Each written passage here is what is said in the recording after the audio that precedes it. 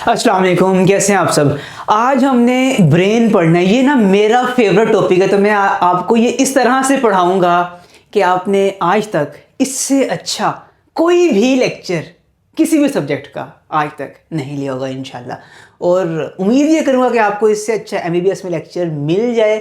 लेकिन अभी के लिए हम आपका लाइफ का बेस्ट लेक्चर इंशाल्लाह होने जा रहा है। उससे पहले मुझे ये बताएं कि ये क्या है, ये मैं ब्रेन में क्या उठा के ले आया हूँ, ये क्या है।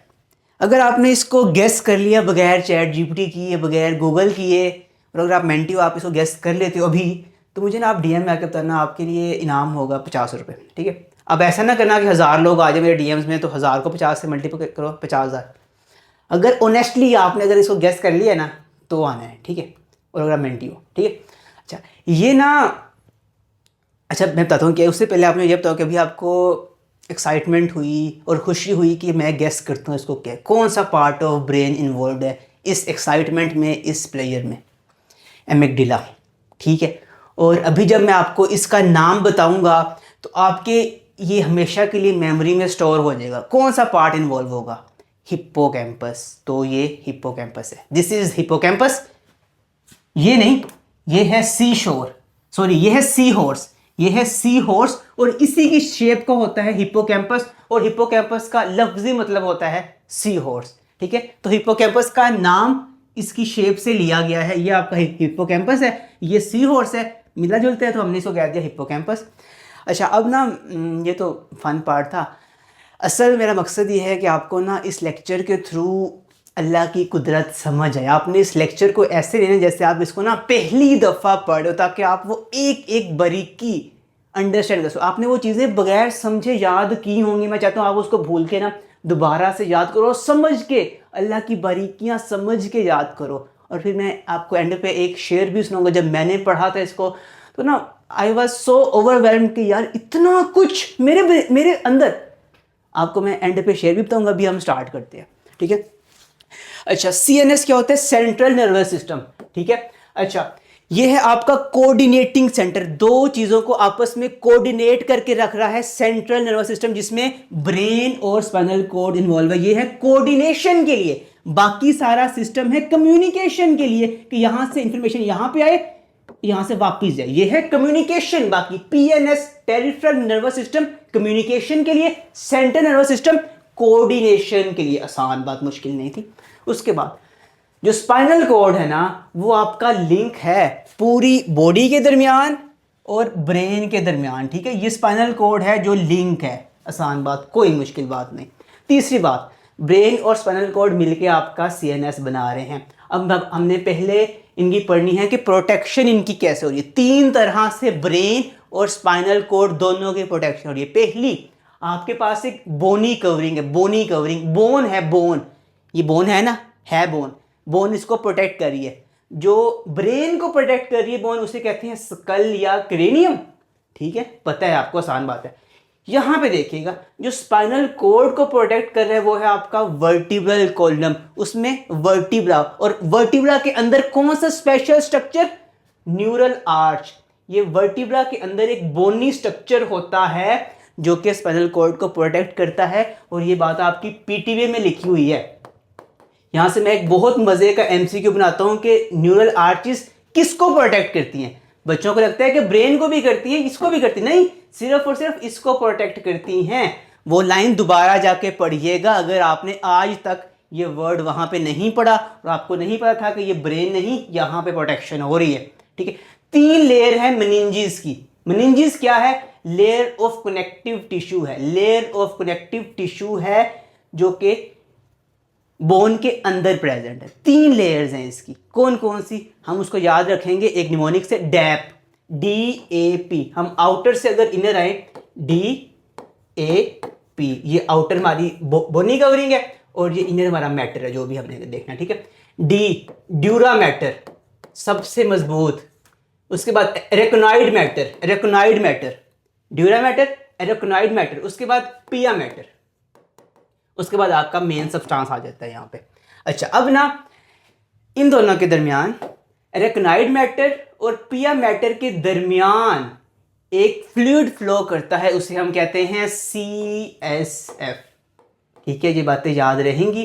DAP से आपने याद रखना है, आउटर टू इनर आ रहे हो, सबसे बाहर ड्यूरा, फिर एरेक्नाइड, फिर पिया मैटर है, और एरेक्नाइड और पिया के दरमियान में यहाँ पे फ्लूइड है, यहाँ नहीं है। ओके, आगे इस जो फ्लूइड की कंपोजिशन है वो प्लाज्मा लाइक होती है, ठीक है, लेकिन आपकी STB की बुक कहती है कि वो लिम्फ लाइक होता है। तो आप ये दोनों बातें याद रख सकते हो, ठीक है। आगे ब्रेन और स्पाइनल कॉर्ड होलो होते हैं, खोखले होते हैं। ये क्या बात हुई, ब्रेन खोखले? क्या ब्रेन खोखला है? हाँ, ब्रेन के अंदर कुछ बड़ी बड़ी कैविटीज होती हैं, होलो कैविटीज, उनको हम वेंट्रिकल्स कहते हैं। क्या स्पाइनल कॉर्ड भी खोखली है? हाँ, स्पाइनल कॉर्ड के अंदर एक सेंट्रल कैनाल होती है जो कि खोखली कैनाल है। अब इन वेंट्रिकल्स और इस कैनाल के अंदर CSF फ्लो करता है, ठीक है। इसको 1 मिनट देखें, फिर हम आगे चलते हैं। अच्छा, इसके बाद है CSF। अभी इंटरेस्टिंग बातें स्टार्ट नहीं हुई, ज़रा दिल थाम के, बल्कि ब्रेन थाम के बैठिए, स्टार्ट करते हैं। पहले CSF पढ़ते हैं हम।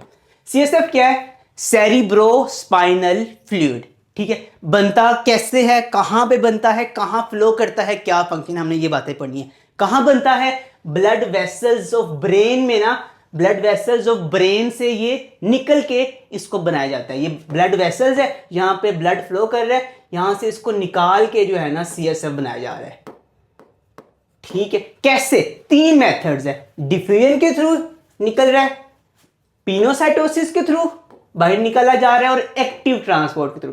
3 मेथड्स आपने याद रखने हैं कि ब्लड से हम CSF बना रहे हैं निकाल के, ठीक है। CSF बन गया, कहां बना?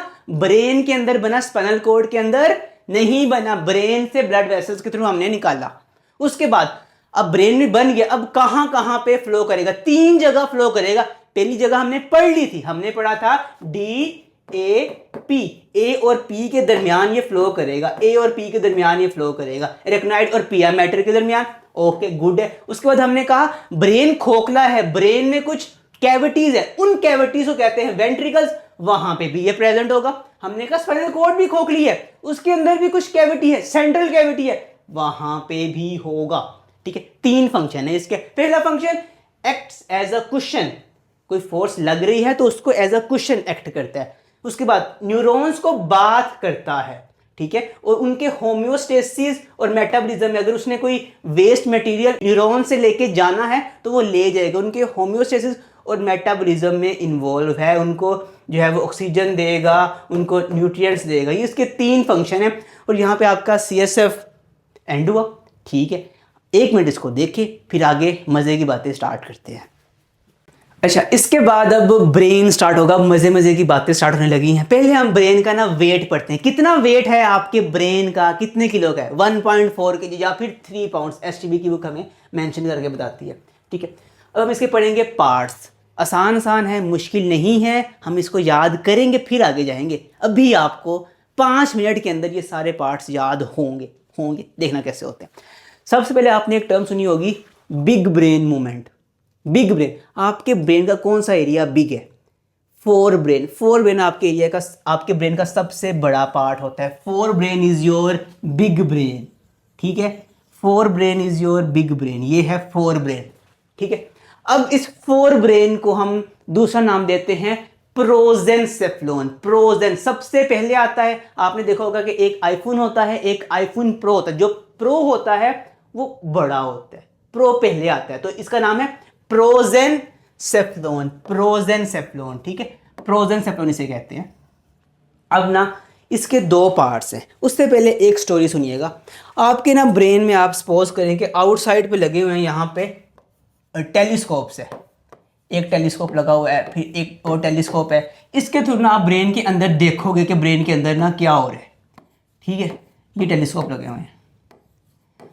अब आपने जब देखा इनके थ्रू, आपने जब आउटर सरफेस ऑफ ब्रेन जहां पे टेलीस्कोप लगे थे, आपने अंदर देखा तो अंदर यहां पे लेडी डियाना बैठी हुई है, ठीक है। याद रखना है आपने, याद रहेगा आपको, ठीक है। आउटर सरफेस पे लगे हुए हैं टेलीस्कोप, और जो इनर सरफेस है अंदर उसके यहाँ पे लेडी डियाना है। तो जो आउटर एरिया है उसे हम कहेंगे टीलेंसेफ्लोन। टीलेंसेफ्लोन, टेलीस्कोप था टीलेंसेफ्लोन। ये जो आउटर एरिया है सारा का सारा, इसे हम कहेंगे टीलेंसेफ्लोन, ठीक है। और जो इनर एरिया जहां पे लेडी डियाना थी वो है डाइनसेफ्लोन, ठीक है, वो है डाइनसेफ्लोन।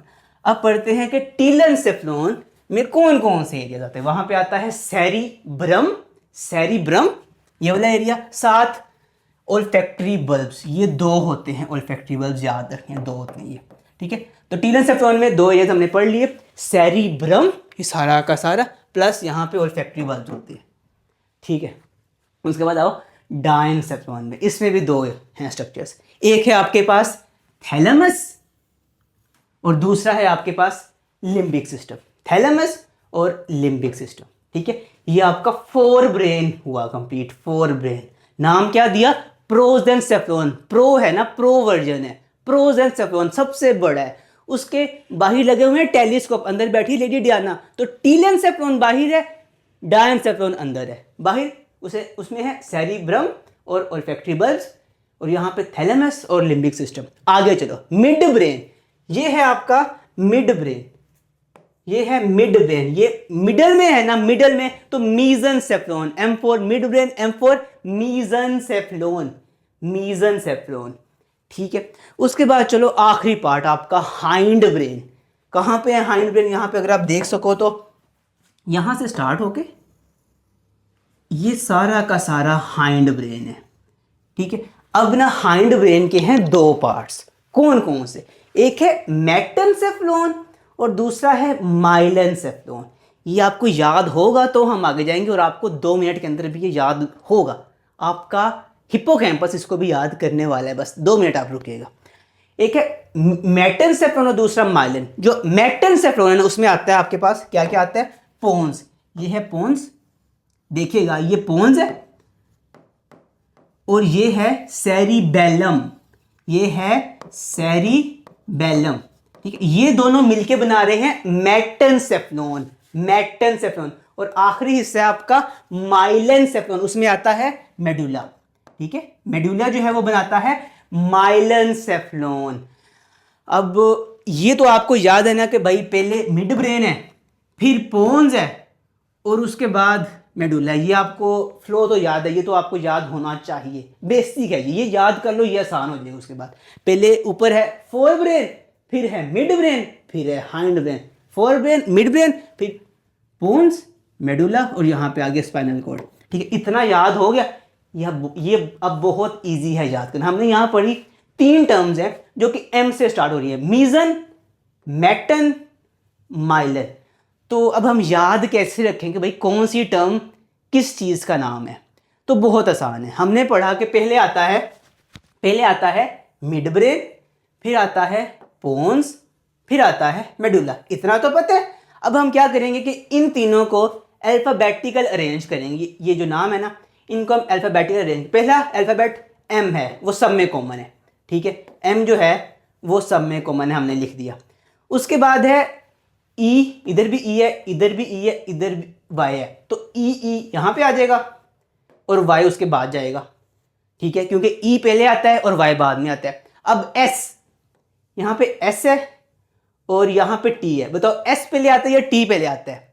एस पहले आता है, ये पहले आएगा, ये बाद में जाएगा, और ये तो आपको पता है अब आखिरी वाला यही रह गया। तो जो चीज़ पहले आ रही है वो ब्रेन में भी पहले है, जो चीज़ बाद में आ रही है ब्रेन में भी बाद में है, जो चीज़ तीसरे नंबर पे आ रही है ब्रेन में भी एंड पे। तो अगर ये 3 टर्म्स आपके सामने सिर्फ लिखी हो ना, आपको ये पढ़नी भी ना आ रही हो ना कि इसको पढ़ते कैसे हैं, आप फिर भी बता दोगे कि कौन सी टर्म क्या है, ठीक है। ये सिर्फ आपके सामने नाम लिखे होने चाहिए, आप बता दोगे, आप देख लोगे भाई क्या पहले आ रहा है, क्या बाद में आ रहा है, क्या उससे बाद में आ रहा है, ठीक है। अब याद हो गया होगा अब आपको याद। उसके बाद 4 कैविटीज़ होती हैं ब्रेन में जिन्हें हम वेंट्रिकल्स कहते हैं। 1 मिनट के लिए इसको सिर्फ देखिए, उसके बाद हम आगे चलते हैं। अच्छा जी, आगे आए तो हमारे पास 4 ब्रेन, बिग ब्रेन आपका स्टार्ट हो गया है। बिग ब्रेन के आगे 3 फंक्शनल एरियाज हैं, कौन कौन से? थैलेमस, लिम्बिक सिस्टम और सेरिब्रम। ये सारा आपके पास सेरिब्रम है बाहर वाला, फिर है थैलेमस, और यहाँ पे आपके पास लिम्बिक सिस्टम इसके राउंड होता है, ठीक है। इसको आप 2 डिवीजन में करते हो डिवाइड, सेम वही बातें जो पहले पढ़ी थी, याद है? इसका नाम क्या था? प्रोजेंसेफ्लोन। आउटर एरिया टीलेंसेफ्लोन, अंदर लेडी डियाना डाइनसेफ्लोन। आउटर एरिया के parts cerebrum plus olfactory bulb जो कि दो हैं, अंदर दो पार्ट्स थैलेमस लिम्बिक सिस्टम। इतना अब आपको ना याद हो गया हुआ है, आगे चलते हैं। थैलेमस कहाँ प्रेजेंट है? आसान बात, ये है आपका thalamus, below the cerebrum present है, बिलो द सेरिब्रम। मुश्किल था? नहीं था। उसके बाद करता क्या है ये देखना ज़रा क्या होता है यहाँ पे। जितनी भी इंफॉर्मेशन, जितनी भी सेंसरी इंफॉर्मेशन सेरिब्रम तक पहुँचनी है, जितनी भी सेंसरी इंफॉर्मेशन सेरिब्रम तक पहुँचनी है वो थैलेमस से गुजर के जानी है, क्योंकि वो रास्ते में पड़ा हुआ है।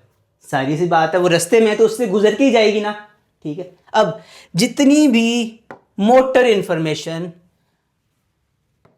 मसल्स की तरफ जानी है, भाई यहाँ पे कॉन्टेक्ट करो, वो भी थैलेमस से गुजर के जाएगी, क्योंकि वो रास्ते में पड़ा हुआ है। ये दो बातें यहाँ लिखी हुई हैं, आसान बातें, ठीक है, याद हो गई है याद। जितनी भी ऊपर जानी है इंफॉर्मेशन वो भी यहाँ से जाएगी, जितनी भी नीचे जानी है वो भी यहाँ से जाएगी, क्योंकि ये सेंटर में तो पड़ा हुआ है। उसके बाद हाँ, अब यहाँ पे है एक्सेप्शन। सारी सेंसरी इंफॉर्मेशन यहाँ से जाती है सिवाय एक के। कौन सी? ओल्फैक्शन। जो आपकी ओल्फैक्शन है वो यहाँ से डायरेक्टली यहाँ जाती है, वो ये वाला रूट फॉलो नहीं करती, ठीक है। ओल्फैक्शन जो है वो थैलेमस में नहीं जाती, बाकी सारी इंफॉर्मेशन थैलेमस एक हाईवे है, वहाँ से गुजर के आगे जाना है, पीछे आना है। लेकिन जो ओल्फैक्शन है वो डायरेक्ट जाएगी, वो थैलेमस से नहीं जाएगी, ठीक है। सारी इंफॉर्मेशन थैलेमस से जाएगी। कौन कौन सी? ऑडिटरी भी जाएगी थैलेमस से, विजुअल भी जाएगी, सारी की सारी ही जाएगी, सिर्फ एक नहीं जाएगी, ठीक है। कोई मुश्किल बात थी इसमें? कोई मुश्किल बात थी इसमें? नहीं थी। आगे चलते हैं। अच्छा, अब इसके बाद है लिम्बिक सिस्टम। लिम्बिक सिस्टम क्या है, स्ट्रक्चर क्या है, बारी बारी से। सबसे पहले लाए कहाँ करते हैं? ऊपर आपके पास है सेरिब्रम, पता है ना, ऊपर सेरिब्रम है, ऊपर सेरिब्रम है, और ये है आपके पास थैलेमस। पहले तो ये बताओ कि आपके बॉडी में कितने थैलेमस है? आपके ब्रेन में कितने थैलेमस हैं? 1 2 3 4 5 6, कितने आदमी थे? आदमी तो 2 थे, थैलेमस कितने हैं? थैलेमस भी 2 होते हैं, एक लेफ्ट हेमिस्फेयर में, एक राइट हेमिस्फेयर में, 2 थैलेमस है आपके पास, ठीक है। अब ये है सेरिब्रम, ये है थैलेमस, इन दोनों के दरमियान एक आर्क लाइक स्ट्रक्चर है, वो लिम्बिक सिस्टम है। आसान बात। दूसरी बात, दोनों सेरिब्रम की दोनों साइड्स पे लिम्बिक सिस्टम प्रेजेंट है, ठीक है। ऊपर आ गया आपके पास थैलेमस, ये आ गया सेरिब्रम, इनके दरमियान में है आर्क लाइक स्ट्रक्चर जिसे हम कह रहे हैं लिम्बिक सिस्टम, और ये इस साइड पे भी है, पिछली साइड, दोनों साइड पे प्रेजेंट है। ये 2 बातें आपकी कवर हुई, बुक की इंफॉर्मेशन है, याद रहेगी आपको, ठीक है। आगे आओ, इसका फंक्शन क्या है? इसके फंक्शन बेसिकली इसके जो अंदर कंपोनेंट्स है ना, उनके फंक्शन से मिलके बने। इसमें क्या होता है? इसमें हाइपोथैलेमस है, इसमें एमिगडाला है, इसमें हिप्पोकैम्पस है, और पीटीबी कहती है कि कुछ एरिया जो है ना, कुछ एरिया सेरिब्रम का भी लिम्बिक सिस्टम का पार्ट होता है, ठीक है। अब जो इनके फंक्शंस हैं वो इसका फंक्शन है, जैसे कि most basic and primitive emotions, वो इमोशंस जो कि इंसान में साल से चलते आ रहे हैं, प्यार, मोहब्बत, नफरत, fear, rage, tranquillity, hunger, thirst, ये वो चीजें हैं जो कि इंसान को इंसान बनाती हैं।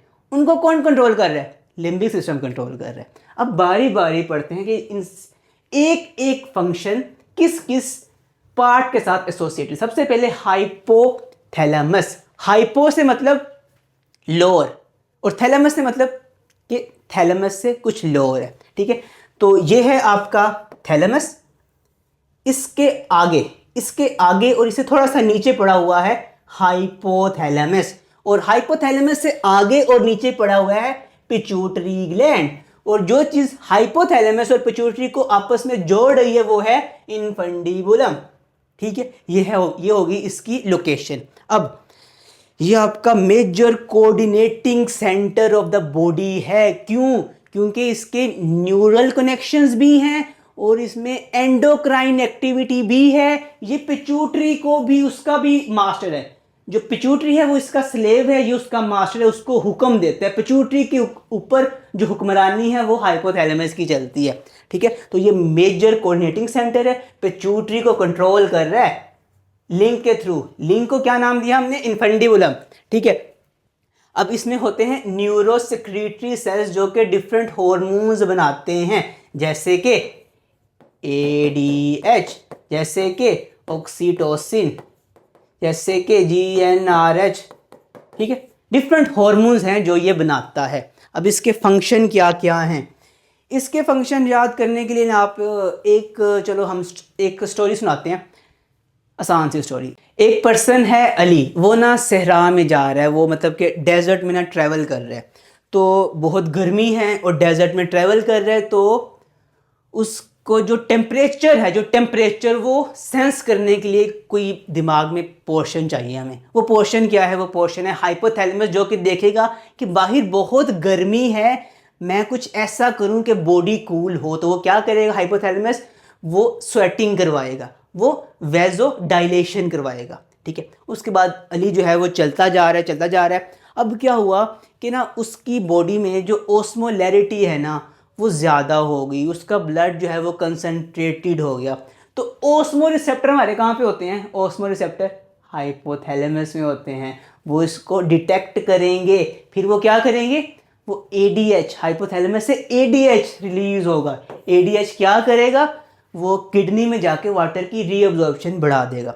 उसके बाद वो आगे चलता जा रहा है अली, उसको प्यास भी लगेगी। प्यास कौन लगवाएगा? हाइपोथैलेमस। आगे अली मज़ीद चलता जा रहा है, रात होगी। जैसे ही रात होगी हाइपोथैलेमस देखेगा कि बाहर तो अंधेरा हो गया है, मुझे अली को सुला देना चाहिए। तो स्लीप वेक साइकिल में वो रोल प्ले करेगा। अब अली जो है वो लेट गया है सोने के लिए, उसको अचानक से कोई आवाज़ आई, कोई जानवर आ गया, तो वो फाइट और फ्लाइट रिस्पॉन्स उसका एक्टिवेट हो गया, वो भी हाइपोथैलेमस करवाएगा। तो यहाँ पे एक फंक्शन रह गया जो हमने अली का डिस्कस नहीं किया, वो मेंस्ट्रुअल साइकिल है। तो वो आपको पता है कि हमने अली का डिस्कस क्यों नहीं किया। अच्छा, आगे इसके अलावा ना कुछ इमोशंस भी होते हैं जिनको हाइपोथैलेमस जो है ना वो स्टिमुलेट करवाता है, जैसे रेज, फियर, प्लेयर्स और सेक्सुअल अरोजल। ये बातें आपकी STB की बुक लिखती है कि कुछ इमोशंस भी इसका रोल हैं, ठीक है। आसान बातें थी, कोई मुश्किल बात नहीं थी। 1 मिनट इसको देखें फिर हम आगे चलते हैं। अच्छा, इसके बाद आ गया एमिगडाला। अली दोबारा आया, वो बैठ के अपना ना, नहीं, अब अली जो है ना एक कहाँ जा रहा है? एक जंगल में जा रहा है अली एक जंगल में जा रहा है। लेकिन जंगल में जाने से पहले ना वो रास्ते में किसी से मिला, जो पर्सन उसको ना बहुत अच्छा लगा, अट्रैक्शन डेवलप हुई अली की उस पर्सन के साथ। तो अली बहुत खुश था और वो उसी खुशी में चलता वो जंगल में पहुंच गया।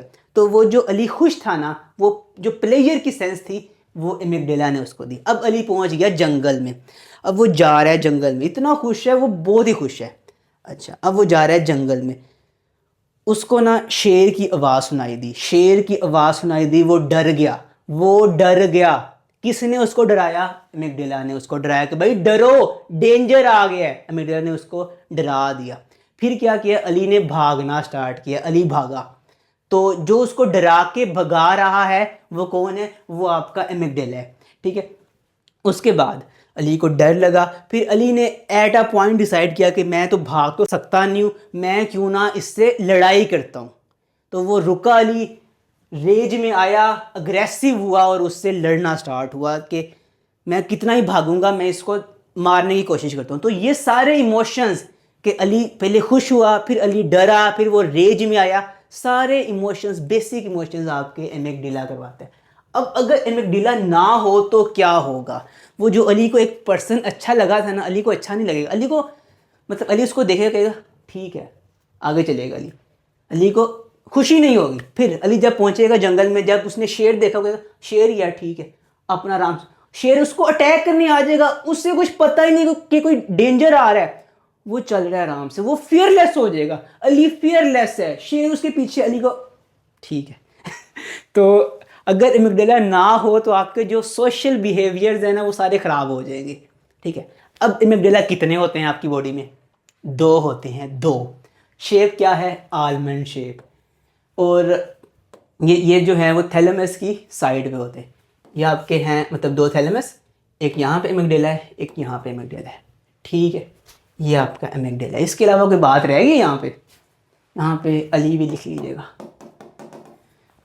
इधर भी अली लिख लें, चलो यहाँ पे भी अली आ गए। अब अली जो है ना वो एमडी कैट की तैयारी कर रहा है, ठीक है। उसने कुछ पढ़ा है, उसने कुछ पढ़ा है तो वो उसकी लॉन्ग टर्म मेमोरी में कैसे जाएगा? वो हिप्पोकैम्पस के थ्रू जाएगा। उसने हिप्पोकैम्पस की पिक्चर देखी, उसने देखा कि ये जो हिप्पोकैम्पस है ना वो ऐसा दिखता है, तो ये उसकी लॉन्ग टर्म मेमोरी में कौन लेके जाएगा? उसका हिप्पोकैम्पस ही लेके जाएगा। फिर अली ने ना एक एमसीक्यू सॉल्व किया, उसका एमसीक्यू गलत हो गया, तो उसने उस अपनी गलती से कुछ सीखा, तो उसको गलती से कौन सिखाएगा? कौन सिखाएगा? हिप्पोकैम्पस सिखाएगा। तो दो बातें याद रखनी है, एक तो लॉन्ग टर्म मेमोरी बनाएगा और दूसरा आपको चीजें सिखाएगा। आज आप अगर ब्रेन सीख रहे हो तो हिप्पोकैम्पस आपको सिखा भी रहा है और आपकी मेमोरी भी बना रहा है, ठीक है। इसकी शेप क्या होती है? 2 हॉर्न्स होते हैं। ये कितने होते हैं? ये कितने होते हैं? ये भी 2 होते हैं और हम उनको 2 हॉर्न्स कहते हैं। जैसे कि मैं अगर आपको यहाँ पे दिखा पाऊँ तो ये है आपका एक थैलेमस, ये है आपका दूसरा थैलेमस, ये एक हॉर्न है आपका हिप्पोकैम्पस का, ये दूसरा हॉर्न है हिप्पोकैम्पस का, और ये 2 एमिगडाला भी है, ठीक है। ये सारे आपके पेयर्ड स्ट्रक्चर्स हैं, ठीक है। इसकी शेप जो है वो सी हॉर्स एसटीबी मेंशन करती है, इसलिए मैंने वो पिक्चर लगाई थी, वरना आपको मेरा डराने का कोई मूड नहीं था। तो ये आपका हिप्पोकैम्पस भी हो गया। 1 मिनट इसको देखें, फिर हम अली के साथ आगे चलते हैं। आगे आ गया बिग ब्रेन मूवमेंट, सेरिब्रम, सबसे बड़ा हिस्सा, सबसे मेन हिस्सा ब्रेन का। ये वो एरिया है जो कि आपको बाकी जानवरों से अलग करता है, क्योंकि आप सोच सकते हो, बाकी जानवर इतना सोच नहीं सकते, ठीक है। और आप अब इसको सोच के पढ़ोगे, तो पढ़ते हैं हम। Largest part of the brain है, ठीक है। 2 एरियाज है इसके, आउटर ग्रे एरिया है, इनर वाइट मैटर है। इनर वाइट मैटर क्यों है? क्योंकि यहाँ पे माइलिनेटेड एक्सोन्स होंगे। आउटर ग्रे क्यों है? क्योंकि वहाँ पे सेल बॉडीज ज़्यादा होंगी। ये एमसीक्यू आया हुआ है, याद रखिएगा कि आउटर ग्रे होता है, ठीक है। एमसीक्यू है, याद रखिएगा। उसके बाद ये जो एरिया है इसमें डिफरेंट किस्म के फोल्ड्स होते हैं, ऐसे होता है ये एरिया, ऐसे होता है, डिफरेंट फोल्ड्स होते हैं, ठीक है। तो जो चीज़ें ऊपर को उभरी हुई हैं, जो चीज़ें ऊपर को उभरी हुई हैं, हम उन्हें कहेंगे गाइरस या गायराए। जो चीज़ें ऊपर को उभरी हुई हैं वो गायरस है। जो अंदर इसके जो अंदर को गई हुई हैं चीज़ें, या तो हो सकता है कि इतनी अंदर गई, या हो सकता है कि बहुत अंदर गई हुई है, ऐसे है, ठीक है। जो शैलो है उसे हम कहेंगे सल्काई या सल्कस, और जो डीप है, डीप, उसे हम कहेंगे फिशर, ठीक है। आसान बात है, कोई मुश्किल बात नहीं। ये डायग्राम बना के आप इन्हें याद रखनी है चीज़ें, ठीक है। अब जो ये ऊपर नीचे ऊपर नीचे ऊपर नीचे क्यों है? ऊपर नीचे क्यों है? ताकि सरफेस एरिया इंक्रीज किया जा सके। कितना इंक्रीज किया जा सके? 3x, ठीक है, ओके। इसके बाद ये एक हेमिस्फेयर है, ये दूसरा है, इनके दरमियान भी एक इस तरह से लंबी ग्रूव है, लंबी ग्रूव है इन दोनों के दरमियान। ये हमने कहा कि जो लंबी ग्रूव होगी उसका नाम होगा फिशर। तो ये एक लॉन्गिट्यूडनल फिशर है, लॉन्गिट्यूडनल फिशर, जो कि 2 हेमिस्फेयर को अलग अलग कर रहे हैं, ठीक है। इतनी बातें, कोई मुश्किल बात थी इसमें? नहीं थी।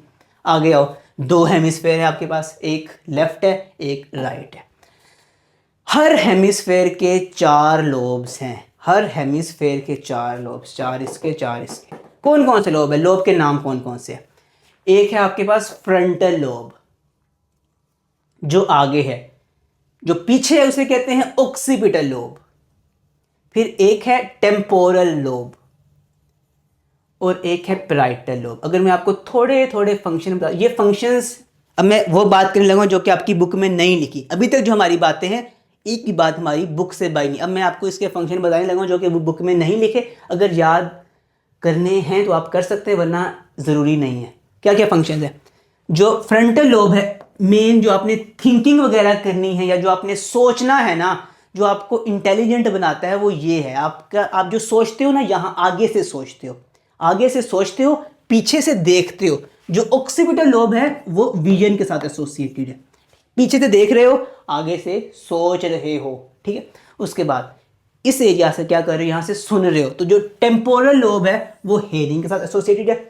अब जो पैराइटल लोब है, P for parietal, P for और क्या होता है, P for pain, P for pressure, pain pressure touch, वो यहाँ जाएगा पैराइटल लोब, ठीक है। मेरा ख्याल है ये आपको वैसे ही नहीं भूलेंगे, याद करने की क्या ही जरूरत है, आपको याद हो ही गए हैं ये। आगे चलते हैं, आसान आसान सी थे। अच्छा जी, उसके बाद हर लोब, अब बात करते हैं हर एक लोब। हर एक लोब में ना हर लोब में एक फंक्शनल एरिया कोई ना कोई होता है, ठीक है। हर लोब में कोई ना कोई फंक्शनल एरिया होता है। जैसे कि अगर मैं ऑक्सीपिटल लोब की बात करूं तो वहां पे विजुअल एरिया, वो उसका फंक्शनल एरिया जो कि वो फंक्शन परफॉर्म करे। अब हर फंक्शनल एरिया के आगे 3 सब एरियाज हैं।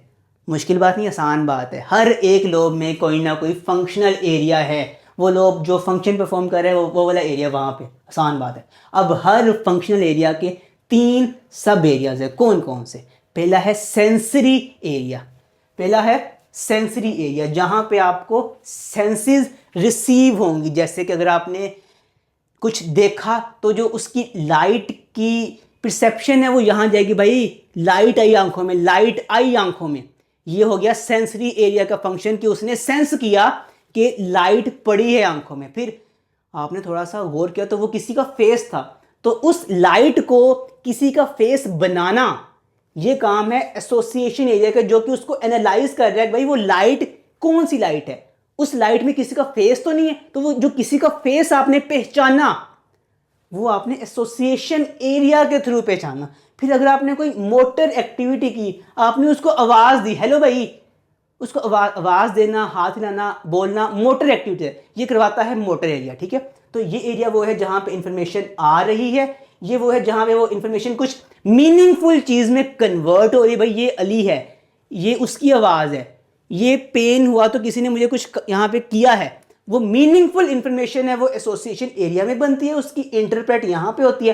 फिर जो एक्शन है वो मोटर एरिया के थ्रू एग्जीक्यूट होते हैं, आसान सी बात। अच्छा, यहाँ पे एक बात आपने याद रखनी है कि जो मोटर एरियाज है ना वो फ्रंटल लोब में ज़्यादा होते हैं, क्योंकि आपकी जो मेजर मसल्स की तरफ जा रहे हैं न्यूरॉन्स, वो फ्रंटल लोब से निकल के जा रहे हैं। आप सोच के करते हो ना मूवमेंट कि मैं हाथ यहाँ से वहाँ हिला रहा हूँ, तो यहाँ से निकल के जाते हैं आगे से, ठीक है।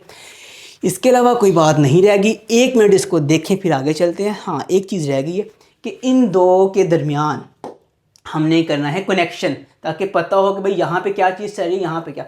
तो इन दो हेमिस्फेयर के दरमियान कुछ एक्सोन्स होते हैं, एक्सोन्स जो कि दोनों को आपस में जोड़ते हैं, यहाँ से इंफॉर्मेशन यहाँ ट्रैवल करवाते हैं, उन्हें हम कहते हैं कॉर्पस कैलोजम। ये इंपॉर्टेंट एमसीक्यू है, बहुत इंपॉर्टेंट एमसीक्यू है, ये आपने याद रखना है, ठीक है। 1 मिनट इसको देखें, आसान आसान बातें थी, फिर हम आगे चलते हैं। आगे है हमारे पास फ्लो ऑफ इंफॉर्मेशन, वही जो बात हमने पहले की कि सबसे पहले क्या होगा कि आप सेंसरी इंफॉर्मेशन को रिसीव करोगे। आपको पता चला कि कोई लाइट आई। अब इस लाइट का मतलब क्या है वो अभी नहीं पता, बस ये पता है कि भाई लाइट आंखों में पड़ी है। उसके बाद अगर आपने उसको कोई फॉर्म देनी है, इंटरप्रेट करने के, ये तो अली का फेस था, तो वो हुआ, आपने उसको प्रोसेस किया, फिर आपने उसको याद रखा कि अली इस तरह का दिखता है, आपने उसको मेमोरी में स्टोर किया फ्यूचर यूज के लिए कि मैं बाद में कभी अली को देखूं तो पहचान लूं मैं। आपने उसको फ्यूचर के लिए मेमोरी में स्टोर किया। फिर आपने सोचा कि मैंने अली को क्या कहना था, फिर आपने वो कह दिया, आपने बोला, वो एक वॉलंटरी एक्शन है। तो ये फ्लो ऑफ इंफॉर्मेशन है, आसान बात, मुश्किल नहीं है इसमें कुछ भी। आगे सेरिब्रम के फंक्शन कुछ आपकी बुक लिखती है, वो भी हम देख लेते हैं। पहला स्पीच में सेरिब्रम इन्वॉल्व है। स्पीच एक वॉलेंटरी एक्शन है, आप अपनी मर्जी से ही बोलते हो ना, तो सेरिब्रम इन्वॉल्व है। उसके बाद रिसीव करता है, इंटरप्रेट करता है, ये उसने रिसीव किया, ये उसने इंटरप्रेट किया, ठीक है, मुश्किल बात नहीं है। उसने वॉलेंटरी मूवमेंट्स करवाई मसल्स की, ठीक है, गुड है। इंटेलिजेंस, ये चीज़ आपका एमडी कैट इसने क्रैक करवाना है। आपका एमडी कैट आपके सेरिब्रम ने क्रैक करवाना है।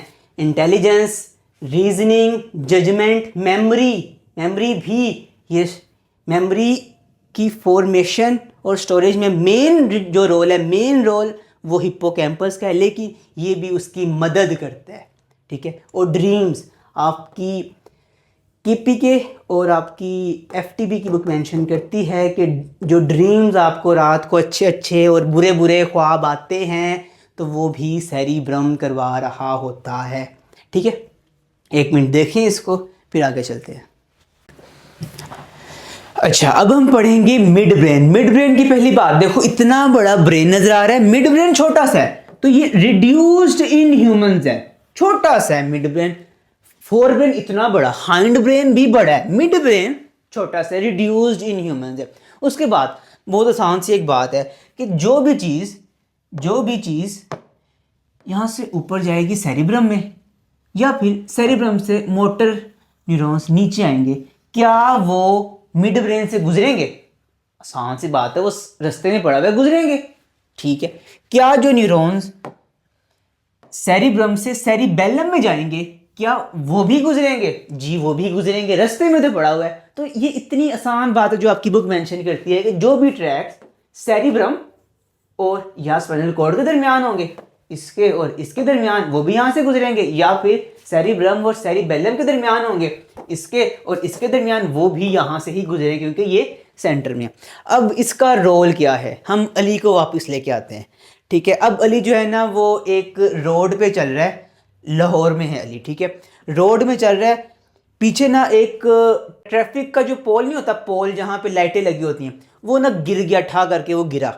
अली ने पीछे मुड़ के देखा, क्या अली ने पीछे मुड़ के देखना डिसाइड किया या उसने ऑटोमेटिकली आवाज सुन के देखा वो ये क्या हुआ? क्या उसने सोच के पीछे मुड़ा या ऑटोमेटिक पीछे मुड़ा? वो ऑटोमेटिक पीछे मुड़ा। उसने जहां से आवाज सुनी उस आवाज की तरफ वो टर्न हुआ। ये काम है ऑडिटरी रिले सेंटर का जो मिड ब्रेन में होता है।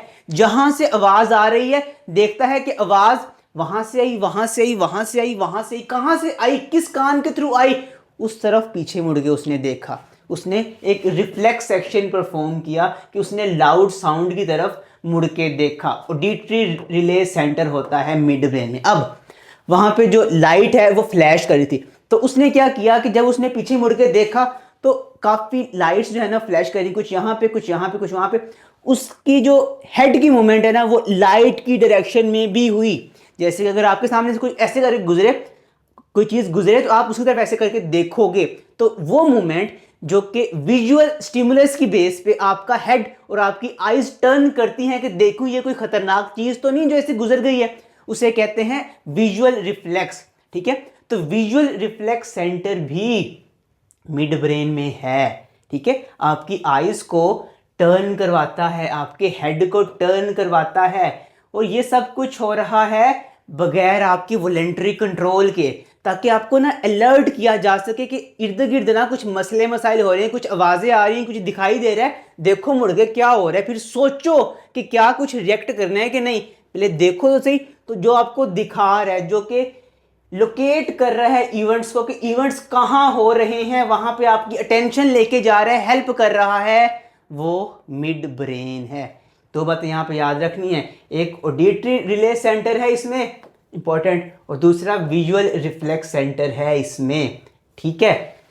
उसके बाद इसमें डोपामीन भी बनता है। अब डोपामीन क्या है, आपने कुछ भी मसल मूवमेंट करनी है ना, उसको इनिशिएट करने के लिए डोपामीन रिक्वायर्ड। अगर आपकी बॉडी में डोपामीन के लेवल लो है ना, आपका बिस्तर से उठने को दिल नहीं करेगा, क्योंकि आपके लिए मूव करना बड़ा मुश्किल होगा कि मैं बस लेटा रहूं, मैं मूव ना करूं। तो डोपामीन, आपकी मोटिवेशन में भी डोपामीन इन्वॉल्व होता है, यहाँ पे डोपामीन मिड ब्रेन में बनता है, ठीक है।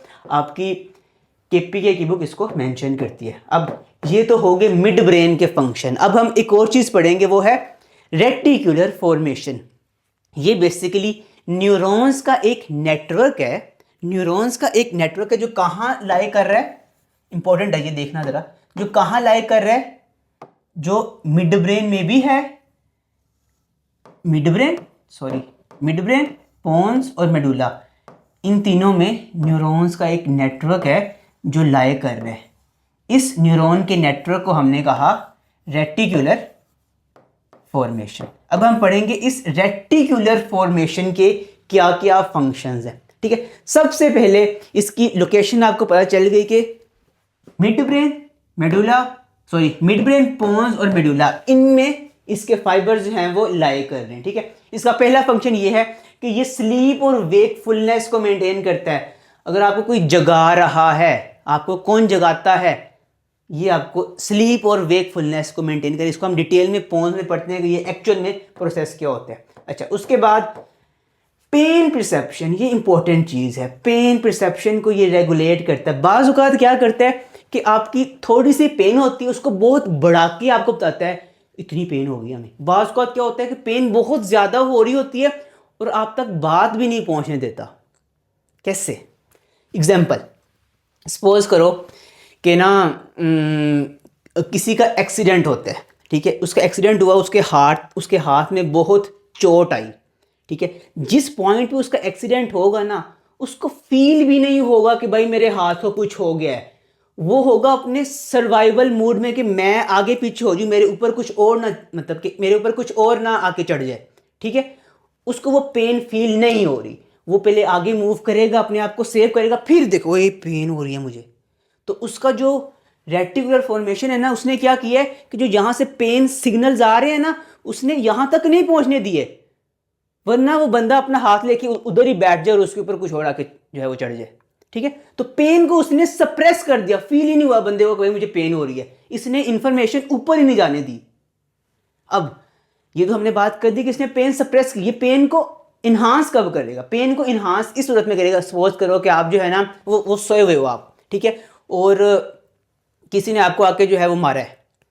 ये उस पेन को ना इन्हांस करके बताएगा कि कोई डेंजर है, उठ जाओ भाई, कोई डेंजर है, आप तो सोए हुए, आपकी आंखें बंद है, मैं जाग रहा हूँ, मैं आपको देख के प्रोटेक्ट कर रहा हूँ, अल्लाह ने मुझे आपके लिए रखा है, आपकी प्रोटेक्शन के लिए। हल्का सा भी इसको पेन होगी ना, आपको इतनी करके बताएगा कि उठो उठो उठो, कुछ हो गया है। ठीक है, ताकि आपकी जान महफूज रहे। आपको हल्की सी भी पेन हो, आप उठ के देख सको कि पेन कहाँ से हुई है, मैंने कुछ करना है तो मैं कर लूँ। वरना अगर आप सिर्फ सोए रह गए तो मसला होगा ना। तो आप तो सोए हुए हो, ये जाग रहा है, अल्लाह ने इसको जगा के रखा हुआ है। उसके बाद ब्रीदिंग में ये इन्वॉल्व हैं, रेटिकुलर फॉर्मेशन, मसल रिफ्लेक्सेस में इन्वॉल्व है। इसके अलावा एक और चीज़ होती है कि ना सारी इम्पल्सिस आप तक ये नहीं पहुँच देता। ये क्या करता है कि कुछ ऐसी इम्पल्सिस जो इसको लगता है कि आपके लिए ना इस पॉइंट पे इम्पोर्टेंट नहीं है, वो इम्पल्सिस आ रही होती हैं, यहाँ से यहाँ तक पहुँची, इसने ऊपर नहीं जाने दी। क्यों? कैसे? एग्जाम्पल, अभी आप बैठ के लेक्चर सुन रहे हो, अभी आपने कपड़े पहने हुए हैं, वो कपड़े आपको टच कर रहे हैं, वो टच स्टिमुलस जो है ना, ये आपको ऊपर नहीं आने दे रहा, उसने उसको सप्रेस करके रखा। ये अनइम्पोर्टेंट है। अभी जैसे आपको नहीं पता कि आपने जो कपड़े पहने हैं वो आपको बॉडी के किस किस पॉइंट पे टच कर रहे हैं, ये अनइम्पोर्टेंट इंफॉर्मेशन है। ये आपके ब्रेन तक ये नहीं पहुंचने दे रहा ताकि आप ये सुन सको, यहाँ पे अटेंशन दो अपनी। तो जो अनइम्पोर्टेंट इंफॉर्मेशन है उसको ये ऊपर पहुंचने ही नहीं देता, ताकि आप ओवरवेलम ना हो कि भाई ये मैंने इतने कपड़े पहने हैं, मुझे इतनी आवाज़ें आ रही हैं, मुझे इतनी जो है वो स्मेल आ रही है। वो अनइम्पोर्टेंट चीज़ें हैं, उनको सप्रेस कर देगा ताकि आपने जहाँ फोकस करना है आप वहाँ फोकस करो, आपको हेल्प करेगा। ठीक है, एक मिनट इसको देखें फिर आगे चलते हैं। इसके बाद है आपका हाइंड ब्रेन, आखिरी पोर्शन है ब्रेन का। अच्छा, इसका जो ये वाला नाम है ना, ये आपकी बुक में नहीं था, ये मैंने खुद लिख दिया क्योंकि बाकी सारे नाम हमने पढ़ लिए, बस ये एक रह गया था, तो याद नहीं भी होता कोई मसला नहीं है। रोम्बेनसेफ्लॉन, एक रोम्बस शेप, एक डायमंड शेप। जब आपका हाइंड ब्रेन बनता है तो इस शेप में बन रहा होता है, इसलिए इसका ये नाम कहा जाता है। इसको नहीं याद होता कोई मसला नहीं है। मेन बातों पे आते हैं। 3 पार्ट्स हैं, मेडुला, पोन्स, सेरिबेलम। स्टार्ट करते हैं मेड्यूला से। मेड्यूला स्पाइनल कोड पता है आपको, ये स्पाइनल कोड है। स्पाइनल कोड के बिल्कुल ऊपर, याद रखना है, इंपॉर्टेंट एमसीक्यू आता है, बार बार आता है, स्पाइनल कोड के बिल्कुल ऊपर पड़ा हुआ है मेड्यूला। ठीक है, अब ब्रेन का ना पूरा ब्रेन है, ब्रेन का ये आखिरी पोर्शन है, ब्रेन का आखिरी पोर्शन है, लास्ट पे आता है। लेकिन एवोल्यूशनरी पॉइंट ऑफ व्यू से कहा जाता है कि ये सबसे पहले बना था। ये क्यों सबसे पहले बना था भाई? ये क्यों नहीं पहले बना, ये क्यों नहीं पहले बना, ये क्यों नहीं पहले बना, ये क्यों नहीं पहले बना, यही क्यों सबसे पहले बना? क्यों? क्योंकि इसने वो काम करने हैं जो कि लाइफ के लिए जरूरी हैं। इसने दिल को बीट करवाना है, इसने हार्ट को बीट करवाना है ताकि दिल धड़के, खून पहुंचे। इसने सांस, आपको सांस दिलवानी है कि आप सांस लो। इसने आपको खाना खिलाना है कि आप खाना खाओ। ये वो चीजें हैं जो अगर ना हो तो आप जिंदा ही नहीं रह सकते। बाकी बातें तो बाद में कि आप कितने इंटेलिजेंट हो और क्या काम करते हो और क्या डिसीजन लेते हो, वो तो गई दूर की बात है। पहले जिंदा तो रहना है। तो जिंदा रहना, लाइफ आपकी यहां से स्टार्ट हो। लाइफ के लिए जो पहली चीज रिक्वायर्ड है वो मेडुला रिक्वायर्ड। अगर आप जिंदा हो ना, बाकी अगर आप कुछ नहीं भी सोच रहे ना, आप कोई मसला इतना नहीं है। अगर जिंदा ही नहीं हो, बाकी किसी काम की नहीं कोई भी चीज।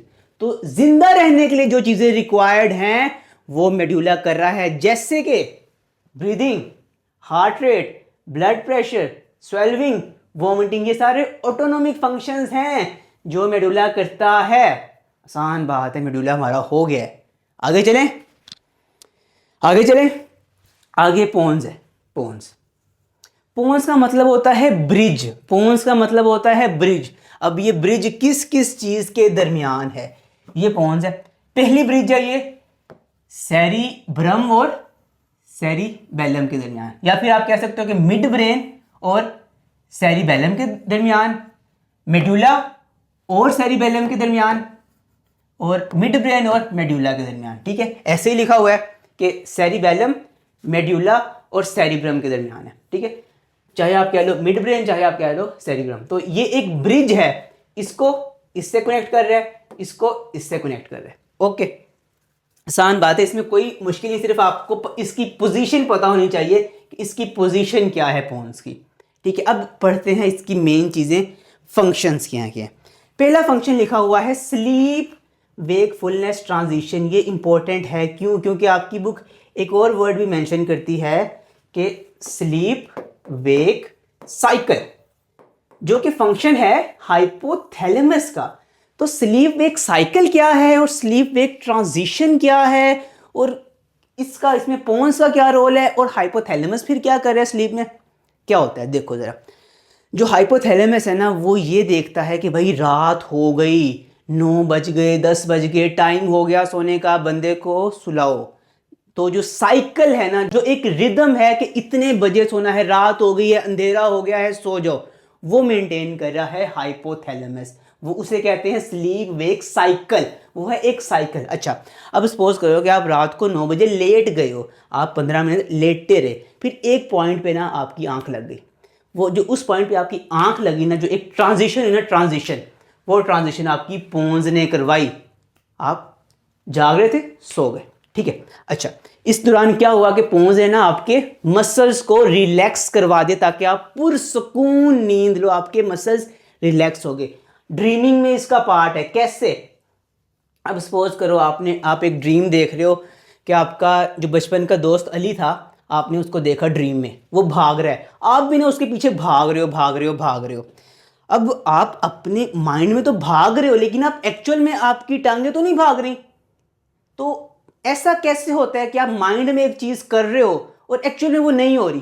पोन्स इसको करवाता है। पोन्स आपकी मसल्स को रिलैक्स करके रखता है कि आप दिमाग में जो मर्जी करते रहो ना, हाथ नहीं आपके हिलेंगे स्लीप के दौरान।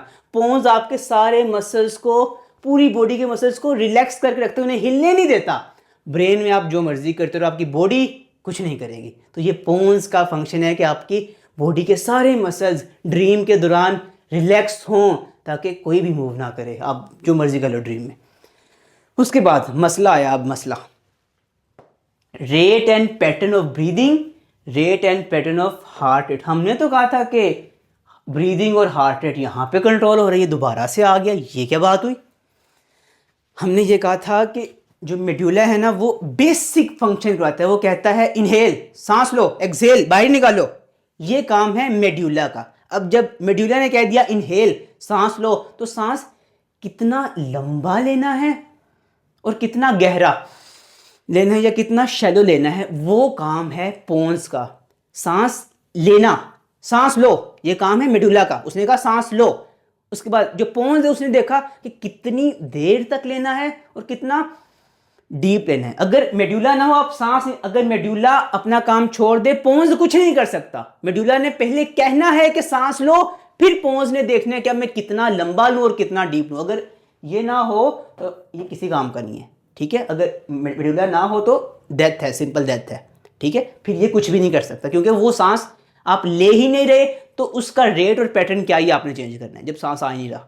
ओके, ये इतना सिंपल है। अच्छा, अब यहाँ पे एमसीक्यू आता है हमारे पास। एमसीक्यू आता है ब्रेन स्टेम। ब्रेन स्टेम क्या होती है? पहले एमसीक्यू ये कि ब्रेन स्टेम किस किस चीज से मिलके बनती है। 3 चीजें आपने याद रखनी है, एक मिड ब्रेन, दूसरा पोन्स और तीसरा मेडुला।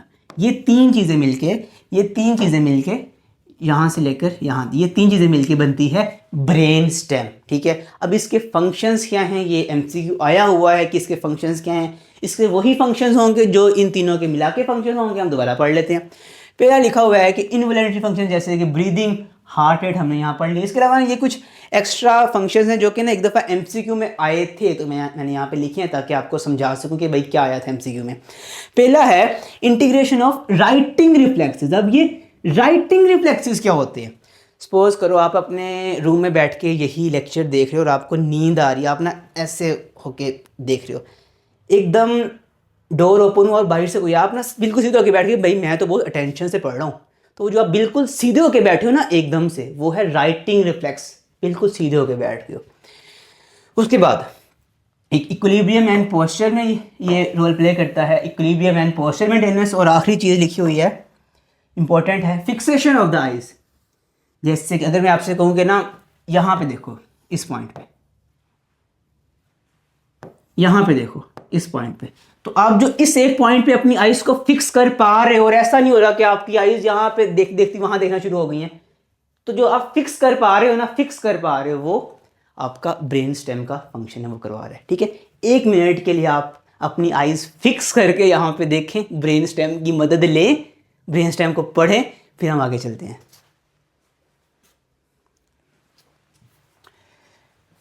इसके बाद cerebellum, second largest part of your brain. Shape क्या होती है इसकी? लीफ लाइक या बल।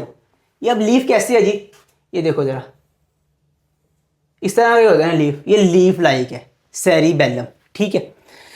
अच्छा, अब इसका फंक्शन इंपॉर्टेंट है, बहुत मज़े का है, बहुत मज़ा आएगा इसकी पढ़ने में आपको। देखो, ये है major coordinating centre of the body की, इसने वहाँ से भी इंफॉर्मेशन ली। तुम भी बताओ, तुम भी मुझे बताओ अपना स्टेटस, तुम भी बताओ अपना स्टेटस। अब मैं सबको ना कोऑर्डिनेट करके अपने साथ चलता हूँ। ये है सेरिबेलम। कैसे? इसमें कुछ आती हैं सेंसरी इनपुट, आपका एक एक ज्वाइंट, कि ये ज्वाइंट किस एंगल पे है, ये ज्वाइंट किस एंगल पे टर्न हुआ है। हर एक आपकी बॉडी के जितने ज्वाइंट्स हैं ना, हर एक किसी ना किसी एंगल पे इस वक्त टर्न है। वो सारे के सारे एंगल, सारे के सारे एग्जैक्ट एंगल के 80 है, 90 है, कितना है, कौन कौन सा कितने कितने एंगल पे, वो सारे के सारे सेरिबेलम को पता है। इसको ये भी पता है कि कौन सा मसल इस वक्त कितना कॉन्ट्रैक्ट हुआ है और उसकी लेंथ क्या है। मतलब अंदर से ही उसने हर चीज को मेजर करके रखा हुआ है कि कौन सा ज्वाइंट किस पोजीशन पे है, कौन सा मसल कितना कॉन्ट्रैक्ट है, किस मसल की कितनी लेंथ है इस वक्त। और ये सब कुछ उसे लाइव पता। अगर मैं हिला रहा हूं तो उसे पता है कि ये जो एंगल है 80 से 85 हो गया, अब 90 हो गया, अब इतना हो गया, अब इतना हो गया। लाइव उससे हर चीज, हर एंगल, हर लेंथ पता है। अगर ये आपने खुद करनी हो ना कैलकुलेट अपने माइंड से, यहां से यूज करके, आपसे ना हो, अल्लाह ने आपके अंदर ही एक हिस्सा रखा हुआ है जो आपकी बॉडी को अंदर से कैलकुलेट, एक एक मिली सेकेंड और एक एक मिलीमीटर और एक एक एंगल को कैलकुलेट करके रख रहा है कि कौन सा ज्वाइंट इस वक्त किस एंगल पे है, कौन सा मसल किस लेंथ पे है, कितना कॉन्ट्रैक्ट है, कितना रिलैक्स है। पूरी बॉडी का हर एक मसल इसको पता है कहाँ पे, इसको पता है कि हर ज्वाइंट कहाँ पे, ठीक है। अब अगर आपने कोई करनी है मूवमेंट, अगर आपने कोई मूवमेंट करनी है कि मैं ना अपना हाथ जो है ना, मैं यहाँ से यहाँ लेके जाना चाहता हूँ, यहाँ से यहाँ लेके जाना चाहता हूँ, तो क्या होगा कि पहले जो है सिग्नल्स आपने यहाँ पे किया ना डिसाइड, आपने अपने फ्रंटल कॉर्टेक्स में डिसाइड किया कि मैं अपना हाथ अपनी मर्ज़ी से यहाँ लेके जाना चाहता हूँ, तो पहले मैसेज जाएगा सेरिबेलम के पास मशवरा करने कि हम ना कह रहे हैं कि हमने हाथ को यहाँ से यहाँ लेके जाना है। तो वो कहेगा कोई मसला ही नहीं है, मुझे पता है कि इस वक्त हाथ किस एंगल पे है, किस पोजीशन पे है, किस लेंथ पे है, और मुझे ये भी पता चल रहा है कि आप लोग इसको इस एंगल और इस पोजीशन और इस लेंथ पे लेके जाना चाह रहे हो, हम ले जाते हैं। तो वो लेके जाएगा और जब उस पॉइंट पे पहुंच जाएगा वो स्टॉप कर देगा, आगे नहीं पास करने देगा उसको। ठीक है, वो एग्जैक्ट मूवमेंट करवाएगा नोट करके कि मैंने ये वाला मसल कितना मूव करवाना है, ये कितना, ये कितना, ये कितना, ये कितना, क्या चीज़ मैंने कितनी कितनी किस किस एंगल पे मूव करवानी है, ताकि आप जो चीज़ चाह रहे हो ना, आपने तो यहाँ से हुक्म दिया, वो हुक्म हो जाए। ऐसा मतलब वो है ना कि कुन फयकून, वो तो अल्लाह की सिफत है, लेकिन जो आपने हुक्म दिया है ना कि मैंने अपना हैंगल मतलब मैंने अपना हाथ यहाँ पे मूव करवाना है, तो सेरिबेलम जो है ना वो एक एक सेकंड मिली सेकंड में देख रहा है कि क्या वहां तक पहुंचा, कितनी और फोर्स है, कहाँ और टर्न करना, हाँ पहुंच गया, डन। अगर आपने ये काम खुद करना हो, आपसे ना हो, ये काम अल्लाह ने आपके लिए करके रखा हुआ है, आपके अंदर वो चीज़ दी हुई है जो कि आपको आपको स्मूथ और एक्यूरेट मोशन करवाता है, एक्यूरेट मोशन। ठीक है, आगे एक्शंस ऑफ इंडिविजुअल मसल्स। जो इंडिविजुअल सारे मसल, मैंने अगर सपोज करो मैंने ये दो फिंगर्स, इनको मैंने ना आपस में टच करने हैं, ठीक है, तो मैं इसको अभी टच कर पा रहा हूँ, आप भी करो, आप भी इसको टच कर पा रहे हो, लेकिन अगर किसी पर्सन का सेरिबेलम इन कॉन्टैक्ट नहीं है ना, तो उससे जो है ना टच नहीं होंगी, वो आगे पीछे हो जाएगी, क्योंकि उसके सेरिबेलम को पता ही नहीं है कि इसका एंगल क्या है, इसका एंगल क्या है, इस मसल की लेंथ कितनी, मैंने किस मसल को कितना मूव करवाना है कि तो ये पॉसिबल होगा। अभी आपको सोचना नहीं पड़ रहा कि मैं इस मसल को मूव करवाऊं या इसको करवाऊं या इसको करवाऊं, सेरिबेलम खुद ही बता रहा है कि मुझे पता है मैं कर लूंगा, तो वो करवा रहा है, ये टच करवा रहा है, आगे पीछे नहीं हो रही, वो बिल्कुल एग्जैक्ट काम करवा रहा है सेरिबेलम। ठीक है, तो जितने भी कॉम्प्लेक्स एक्टिविटीज़ हैं उनको एक्यूरेटली करवाना, कि आप अच्छे से भाग सको, आप बाइक चला सको, आप हाथ से कुछ लिख सको। अगर आपका सेरिबेलम डैमेज है, आपसे लिखा ही नहीं जाएगा, आपसे लिखा ही नहीं जाएगा, क्योंकि वो एक्यूरेट मूवमेंट नहीं होगी, एक्यूरेट और स्मूथ मूवमेंट नहीं होगी, आपकी जो हैंड राइटिंग है वो जर्की हो जाएगी अगर आपका ये डैमेज है तो। ठीक है, उसके बाद मेंटेन बॉडी पोजीशन कर रहा है, एक एक चीज़ को उसे पता है कि बॉडी में इस वक्त कौन सा जॉइंट और कौन सा मसल किस लेंथ पे और किस एंगल पे, सारा पता है सेरिबेलम को। आपको नहीं पता, लेकिन सेरिबेलम को आपसे ज़्यादा आपकी बॉडी के बारे में पता है। अब यहाँ पे एक और इम्पोर्टेंट बात है कि ये लर्निंग में भी इन्वॉल्व है, लर्निंग में भी और मेमोरी स्टोरेज में भी। ये क्या लर्न करता है और क्या स्टोर करता है? मोटर एक्टिविटीज़, जैसे कि अगर आप टाइपिंग कर रहे हो, अगर आप टाइपिंग आपको आती है कि नहीं, आप आंखें बंद कर लो ना, आप आंखें बंद कर लो, आप फिर भी टाइप कर सकते हो। कैसे? आपकी आंखें बंद हैं, आपके हाथों में तो आंखें हैं नहीं कि उनको पता हो कि मैंने अब आगे जाना है या पीछे जाना है, और जो ए किधर है, बी किधर है, सी किधर है, तो आंखें बंद हैं, हाथों में भी आंखें नहीं है, फिर कैसे हो रहा है? ये सारा कुछ आपके सेरिबेलम में स्टोर है कि मैं इस फिंगर को किस एंगल से कितने सेंटीमीटर मूव करूंगा और कितनी फोर्स लगाऊंगा कि ए प्रेस हो जाएगा, फिर बी प्रेस हो जाएगा, फिर सी प्रेस। एक एक फिंगर की क्या मूवमेंट होनी चाहिए, कितने सेंटीमीटर होनी चाहिए, वो सारा का सारा सेरिबेलम ने स्टोर किया है अपनी मेमोरी में। इतना कुछ, इतनी माइन्यूट डिटेल्स सेंटीमीटर में उसने स्टोर करके रखी हुई हैं। अगर आपको खुद करनी पड़े, आपका तो दिमाग बस हो जाए, उसने स्टोर की हुई हैं। तो इसे हम कहते हैं मोटर मेमोरी, या फिर मसल मेमोरी, या फिर प्रोसीजरल मेमोरी। क्या प्रोसीजर है भाई, क्या क्या किस किस तरह काम करना है, कितनी फोर्स लगानी है और कितने एंगल पे लगानी है और कितनी देर के लिए लगानी है, सारा कुछ सेरिबेलम को पता है। आपने बस कहना है कि ये चीज़ कर दो और वो उतनी फोर्स से वो चीज़ कर देगा। ठीक है, और बर्ड्स में बेस्ट डेवलप्ड है क्योंकि उन्होंने मज़ीद कॉम्प्लेक्स एक्टिविटी फ़्लाइट की करनी होती है।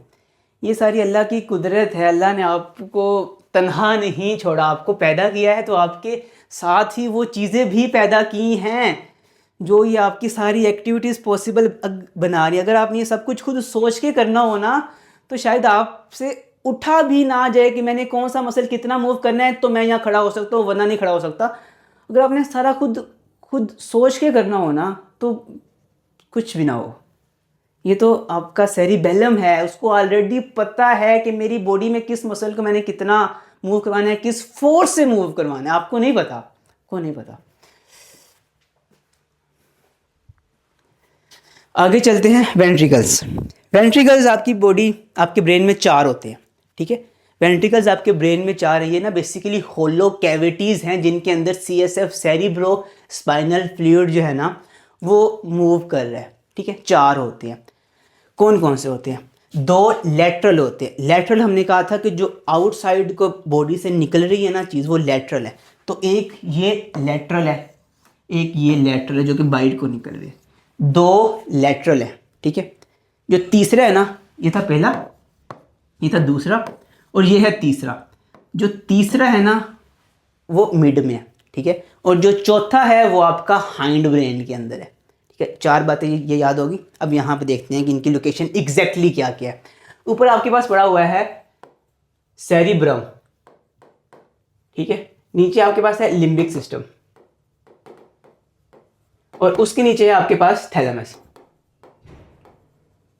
ठीक है। अब ये चीज़ देखनी है आपने कि इसके दरमियान एक यहाँ पे होगा लेटरल वेंट्रिकल और एक यहाँ पे होगा। मतलब कि ये सेरिब्रम और लिम्बिक सिस्टम के दरमियान 2 लेटरल वेंट्रिकल्स हैं, एक इस साइड पे है, एक इस साइड पे, ठीक है। आसान बात, कोई मुश्किल बात नहीं है कि सेरिब्रम और लिम्बिक सिस्टम के दरमियान है। अब लिम्बिक सिस्टम और थैलेमस के दरमियान भी एक है जिसको हम कहेंगे थर्ड वेंट्रिकल।